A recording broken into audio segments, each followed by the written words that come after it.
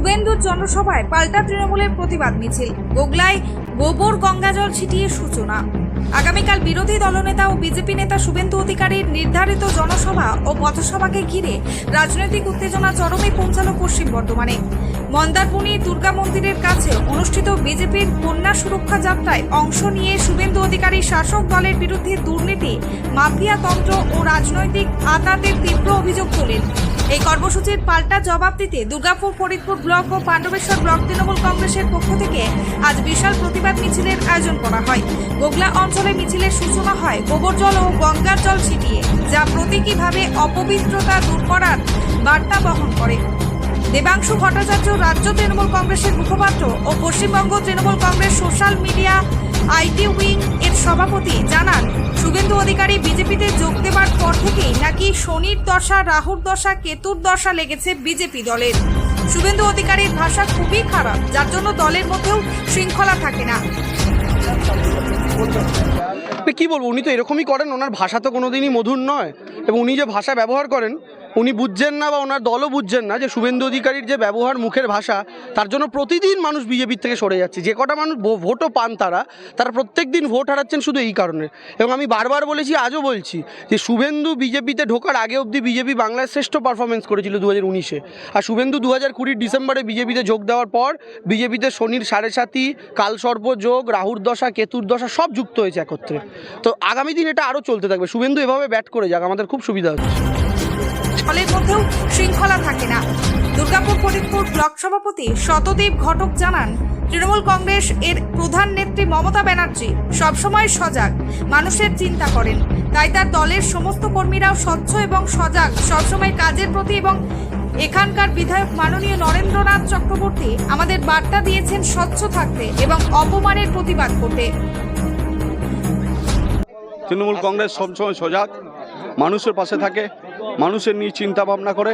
কারণ আমরা যার নেতৃত্বে আমরা সবসময় সজাগ, সেটা হচ্ছে আমাদের মাননীয় মুখ্যমন্ত্রী মমতা ব্যানার্জির নেতৃত্বে আমরা সবসময় সজাগ। আর যিনি আমাদের দলের ক্যাপ্টেন, উনি তো সবসময় আমাদেরকে বার্তা দিয়েছেন। আমাদের বিধায়ক মাননীয় নরেন্দ্রনাথ চক্রবর্তী, উনি সবসময় আমাদেরকে সজাগ রাখেন।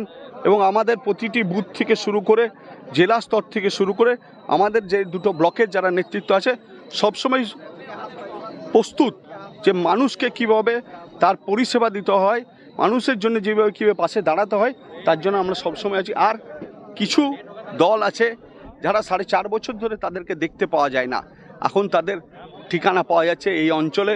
এবং বিভিন্ন পাণ্ডবেশ্বর বিধানসভা বলুন বা আমাদের পশ্চিম বর্ধমানের বিভিন্ন বিধানসভাতে তাদেরকে ঠিকানাতে দেখা যাচ্ছে। হয়তো তাদের এখন ডেলি প্যাসেঞ্জারির সময় এসছে, তারা ডেলি প্যাসেঞ্জারি করবে। আমরা আমাদের বুথকে সজাগ করে রাখবো, আমরা প্রস্তুত। তার এই প্রমাণ আজকে প্রায় 10,000 লোক নিয়ে পড়ে আমরা তার মিছিল করেছি। আর গোগলা অঞ্চল বলুন, আর সারা পশ্চিম বর্ধমান বলুন, বা আমাদের পাণ্ডবেশ্বর বিধানসভা বলুন, তৃণমূলের ঘাঁটি, দুর্জয় ঘাঁটি। বাংলার সবথেকে বড় ঘাঁটি হচ্ছে আমাদের পাণ্ডবেশ্বর বিধানসভা, যে সবসময় সজাগ সিদ্ধারাভাবে দাঁড়িয়ে আছি তৃণমূল কংগ্রেসকে, মমতা ব্যানার্জি হাতকে সবসময় শক্ত করার জন্য। গোগলা অঞ্চল সভাপতি গৌতম ঘোষ জানান, বাংলার মানুষকে যারা অপমান করেছে, তৃণমূলের কর্মীদের যারা অপমান করেছে, তাদেরকে বিধায়ক নরেন্দ্রনাথ চক্রবর্তী কখনোই ছেড়ে দেবেন না। তাই আমরা আজকে জড়ো হয়েছি এবং প্রতিবাদ জানাচ্ছি। জনসভা কিভাবে সম্ভব? ওই যে একটা বেঈমান এসেছিল কলকাতা থেকে, একটা গাদ্দার এসেছিল আসানসোল থেকে। তৃণমূল কংগ্রেসে যারা সৈনিক, মমতা বন্দ্যোপাধ্যায়ের সৈনিক, তারা মেনে নিতে পারে নাই। তাই 24 ঘন্টার মধ্যে আমাদের পশ্চিম বর্ধমান জেলা তৃণমূল কংগ্রেসের সভাপতি, পাণ্ডবেশ্বর বিধানসভা বিধায়ক নরেন্দ্রনাথ চক্রবর্তীর নির্দেশে তারা বাড়ি বাড়ি নিজেরা বেরিয়েছে।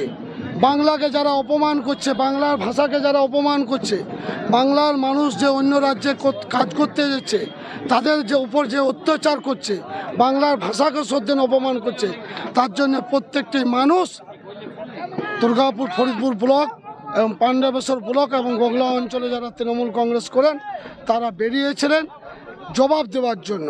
কারণ কালকে যে দুজন, একজন বেঈমান, একজন গাদ্দার এসেছিল, গোগলা অঞ্চলের মাটিটাকে অপবিত্র করে দিয়ে গিয়েছিল। তাই এই 10,000 মানুষ বেরিয়ে নরেন চক্রবর্তী, দেবাংশু দাকে নিয়ে, আমাদের 2 ব্লকের সভাপতিকে নিয়ে আজকে আমাদের গোগলা অঞ্চলের মাটি পবিত্র হলো। শুভেন্দু অধিকারীর জনসভা ও তৃণমূলের পাল্টা মিছিলের এই রাজনৈতিক পাল্টাপাল্টি আক্রমণ স্পষ্ট করছে পশ্চিম বর্ধমানের মাটিতে আসন্ন রাজনৈতিক লড়াই হবে আরও তীব্র ও মুখোমুখি। গোগলা থেকে নিজস্ব প্রতিনিধির রিপোর্ট, অ্যাক্টিভ